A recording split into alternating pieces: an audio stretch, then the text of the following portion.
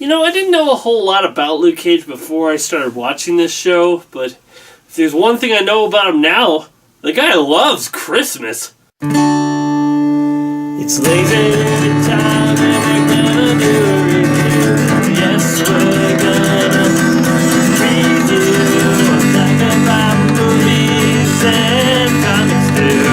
Let's all go watch the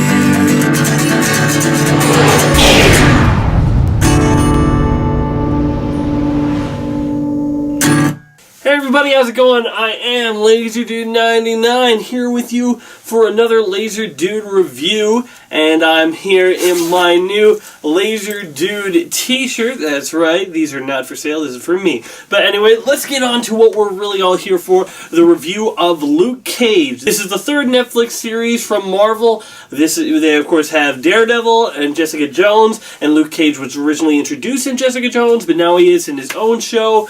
And so he's just, working at a barber shop in Harlem. He just wants to lay low, just wants to live his own life. And one day, a turn of events happens where he decides he's going to step up and use his superhuman abilities of being bulletproof and been able to kick a lot of butt and take down some people who need their butts taken down. The first thing I want to praise about this show is the fact that this is totally unique from anything else, really. Luke Cage, in a lot of ways, is not like most superheroes. And I think that's really interesting because of the type of way he's being written. He's not like Daredevil that is so determined that he's, had a tragedy in his past that, wants him to fight crime. But he's also not like Jessica Jones, who is doing a job that, leads her into fighting crime, sort of thing. He is just a guy in a community, and I love how, at the beginning he's trying to hide his powers and just do nothing. But when his powers do come out, he's not trying to hide it anymore. He's like, whatever, I got stuff to do. I don't really have time to care about what other people think about me having superpowers and whatnot. And the series really does emphasize how different of a type of superhero he is. Now, is he fighting criminals? Yes, but he's not taking everything into his own hands. We got Mike Colter as Luke Cage, returning to his role after playing it, as I said, in Jessica Jones. And it's really interesting because we dive into a bunch of Luke's past that we didn't really get into with Jessica Jones and stuff like that. Whoa, he has a lot more going on than we realized. He wasn't just living his own life like any regular person. There was other stuff that was going on. And I like how, he's just trying to leave all of that behind. He's just trying to leave it behind. And we got Pops, and this guy named Pops, and he's just the mentor to Luke. He's the guy that's always like, all right, you got to do the right thing, and we got to, no matter how hard it is and whatnot, we got to be able to do everything right. And I really like that. I really don't want to get too much into the spoilers yet, because I will do a spoiler part of this review. But there's just, there's a bunch of stuff that I want to go into, but I don't want to go into spoilers territory. So I'll just go over the characters. We got Mike Colter as Luke Cage, as I said. He's great. He adds this sort of really suave and coolness to his character, but not over the top. He's actually cheesy in a lot of ways. His character is a little bit cheesy, but he's able to pull it off in ways that not many people will actually call him out on it. He says things that might be cheesy, but it's not like if somebody who's bulletproof and is able to put you through a wall says something cheesy, unless you're close to them, you're not going to say, "What are you talking about? You sound like that was so corny." I think what really makes Luke Cage really stand out about me is that he's a superhero in Harlem, and that's basically it. He's not, he's not like Spider-Man. He can't swing all around New York, so he's not, known for all New York or something like that. He's just in Harlem, and he's a neighborhood superhero. That's what Mike Colter describes him. And I really think that's one of the things that really makes him different. You got these communities that are in these hard life communities that the community is actually what makes everybody stronger. When everyone comes together as a community, that's what makes everybody stronger. And that's what, Mike Colter's Luke Cage does, He might be bulletproof, but it's the fact that he brings everyone together, gives them an ideal, something to look up to, something to say, hey, this is the right thing. I really like how they play Luke Cage. There's two things that they did with him right off the bat that makes me, love the character so much. The first thing, he doesn't like coffee. Thank you! Somebody else in the flipping world that doesn't like coffee besides me and my sister. I was like, yeah, okay, you're already on my side. Well, you already were because of Jessica Jones, but because of this, it makes me like you even more. And then it was like, the second thing was he doesn't like swearing. Thank you! Somebody else. I mean, I think that if Luke Cage, his character, saw my review of Kick-Arse and saw that I didn't swear at all in it, or Kick-Arse 2, then he would have been like, good on you, man. Or something like that, because I'm like, yes, somebody else who appreciates that. Okay.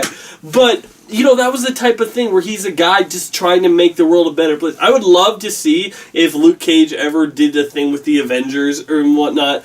I would love to see a moment where, you know, Luke Cage says, like, language to somebody, and Tony Stark's like, did Luke Cage seriously say language? Like, you want me to come up there, Stark? Because Luke Cage ain't gonna take any of that crap from Stark about that. He's like, no, that's fine. We'll keep a lid on that language. But how it should have been, it definitely should have a moment where, you know, Captain America sees Luke Cage and that he doesn't like swearing, and just team up because language! Anyway, we also got, I'm hoping I'm pronouncing this right, Mahershala Ali as Cornell Cottonmouth Stokes. Now, a lot of people know this guy from, of course, House of Cards, but when I saw him, oh, I know him, he was in the 4400. Nobody else remembers that show, but I remember that show, and he was great in that. Can't wait to see what he does. Now, I'll get more into his performance as a villain later on, but I think he did good. You know, he was very entertaining. He had a very infectious laugh.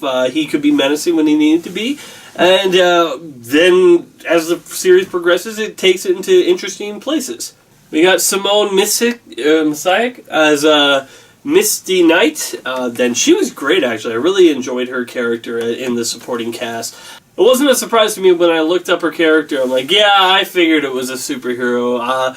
I don't really know exactly what her abilities are and whatnot, but I just looked up, saw that she was a superhero. I'm like, yeah, I gotcha. She's our view of the police and the insider view of Luke Cage, looking at Cage and saying, well, what he's doing is vigilante justice, and that's not the way we need to do things in today's society. But it's also combined with, well, vigilante justice is becoming a more and more common thing with Daredevil, with, Jessica Jones, with what's going on with the Avengers in the Marvel's universe. It's becoming a more and more thing. So it's a new world she's facing, and she's trying to, stick to her old ways and her old mindset, but she doesn't know if that's going to work for her anymore.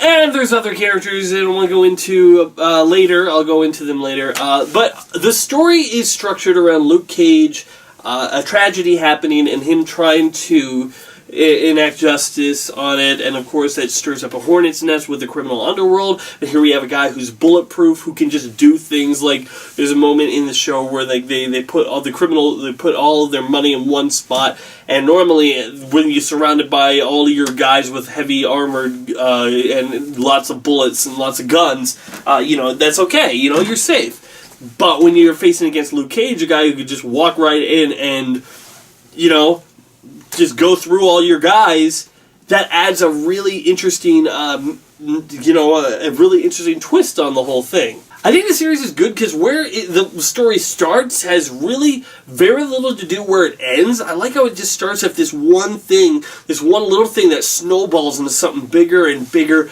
and then because of that, something happens on this side to this side, and because of that, this side then strikes back to that side, and it just blows up into something huge. But all the while, you can see that, Luke Cage is in the right, he's acting in the right way, it's escalating, but he's constantly doing the right thing, even when stuff gets harder. I will say the show is very less straightforward than the other ones on Netflix, and I think that's kind of to its advantage and disadvantage in ways, because I think that the villains in this, while some of them can be like a little bit more interesting, overall I don't think they're as intimidating. It's kind of weird because we got two villains. We got Diamondback, who is like the big thing that everyone keeps on referencing later in the show. Like, oh, he works for Diamondback and blah blah blah blah blah. You don't want to cross Diamondback. And we're like, okay, Diamondback's the menace. And when he comes in, he actually can be very threatening. But his personality is as boring as wood. He doesn't have that much personality. Then you have Cornell, who is kind of the exact opposite. He's very charismatic and really has a lot of charisma to go with his performance and is a lot of fun, but you know how they're writing him, he's not really the one to take charge, so he doesn't have as much menace, because, you know, it's like he says, oh, I'm going to take Luke Cage down, and then he doesn't, and so it's like, well, I'm going to still take him down, and he doesn't, you know, it's like, when you fail over and over again, you kind of feel less afraid of what this villain is able to do. I kind of feel, I get the feeling that he was always working from the bottom to fight Luke Cage, who had the advantage on the field, whereas like you look at Kingpin in the first season of Daredevil, they were always working from the bottom trying to fight the big powerful Kingpin, and you know, Kingpin always had the upper hand throughout most of it, where I felt like Luke had the upper hand a bunch of times in this. If we were to like push up all the seasons right now, with the 2 seasons of Daredevil, Jessica Jones, and Luke Cage, I think I like Luke Cage the least out of them, but I would still say it's more well made and more well put together than probably almost everything else in the superhero world right now, because I love these ways these Netflix shows are structured. They're structured like a bunch of movies all strung together, whereas, you know, the DC shows like Flash, Legend of Tomorrow, and Arrow, they have a more Freak of the Week type thing with one kind of ongoing story in the middle. And that's fine, but I don't think it's as well structured as these shows.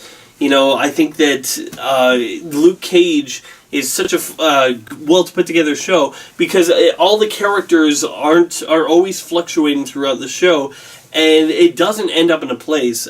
For villains, we also got this guy named Shades, and Cornell's cousin, Mariah Dillard. I actually really like Shades. I maybe that's because, you know, I'm a guy that just loves Shades, but you know, I just thought that out of all the villains in the show, he was the one that really interests me the most, you know, because at first I thought, oh, this is just the white guy that works for the bad guy that's trying to act cooler than he really is. But no, he could really be intimidating when he needed to be, and really scheming when he needed to be, and I thought that he was such an entertaining character. Mariah Dillard also has a lot to do in this, and also has a really intriguing character arc where she ends up. But I'm more like she's a character that you're supposed to hate, so I hate her, you know, and not in the way that like I hate her as a character. It's just she's supposed to be the bad guy that you dislike, so I dislike her. Where Shades is kind of the bad guy that I'm like, oh man, he's actually kind of cool. So I'm going to quickly give my rating and recommendation for this show, and then I'll get into the spoilers. I think that Luke Cage is definitely a really entertaining show. I think it doesn't really relate to me on a personal level, because a lot of this stuff I can't fully really relate to, because I grew up on a farm, for crying out loud. That's like the opposite of this. But I can at least say that it offers a really unique perspective on a superhero who's just a guy with superpowers, just making his neighborhood a better place because he can. Not a guy like trying to stop the meteor from flying to the earth or do all these super fantastic things. He's just doing stuff because it's the right thing to do in a bad neighborhood. Although I admit, as a white Canadian who grew up on a farm, a lot of these times when they're talking about certain characters, like, oh man, but that guy was so good at this, I'm like, I barely even know what they're talking about. Is this sports? I think it's basketball. No, wait, baseball. Definitely baseball. No, rapping.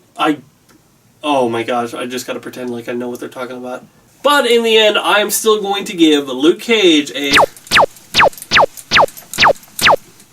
7.5 out of 10. It's a very good show. I really enjoy it, and I think that maybe if you can really relate to these characters and what they're going through on a more deeper level than I can, you might enjoy the series a lot more. I think it's kind of, out of the ones that have gone so far, I think it's the weakest, because it doesn't have necessarily the shock value that Jessica Jones had with the Purple Man, or the Kingpin for Daredevil, or also the really intriguing nature of like what Matt Murdock is going through with his blindness and superpowers.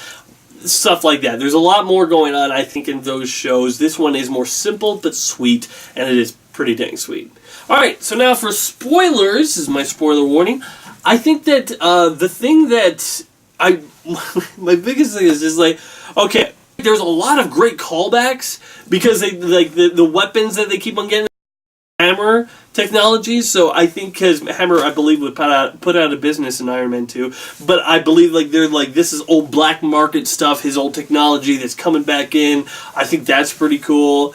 I really like the ongoing mystery of what Diamondback is what's going to happen to him and everything. The one thing that I still don't really like Diamondback, because the thing is like, I'm your brother, that comes out of nowhere, and then when we find out, that he really is, I'm like, well, Luke Cage should have figured that out a whole long time ago. Not necessarily that he was behind it all, but that they were brothers, because it's like, if you remember that your mother and his mother argue, he's like, I know what you've been doing.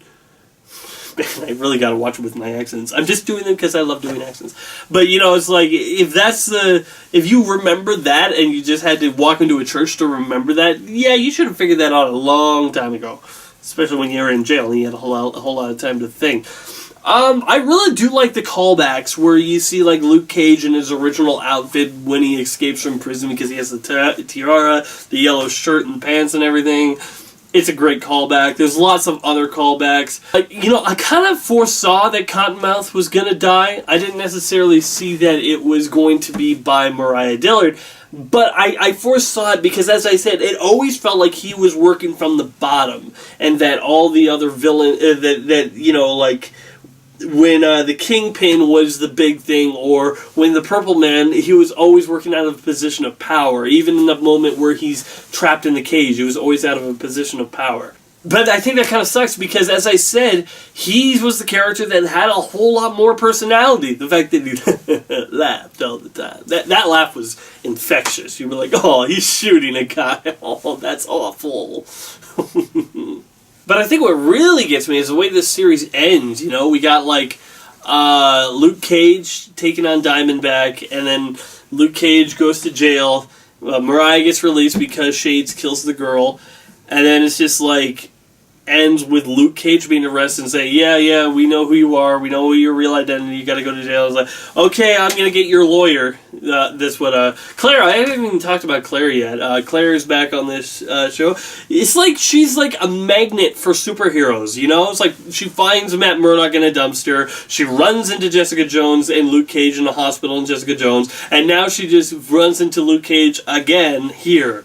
I think she knew that he was in the area, so she was kind of looking for him. But, no, but he goes into her restaurant. Yeah, but anyway, it's just like all these things she just happens to be there for. I find that pretty hilarious.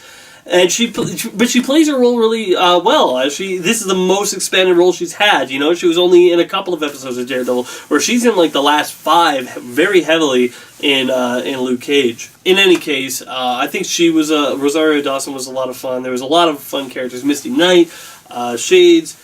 I think overall this is a fun show. Nothing too spectacular or mind-blowing, but I think it separates itself. I can't really compare this to Daredevil or Jessica Jones because it's not doing things the same way. So I can't, say, well, Daredevil did this better because it didn't really do the same things.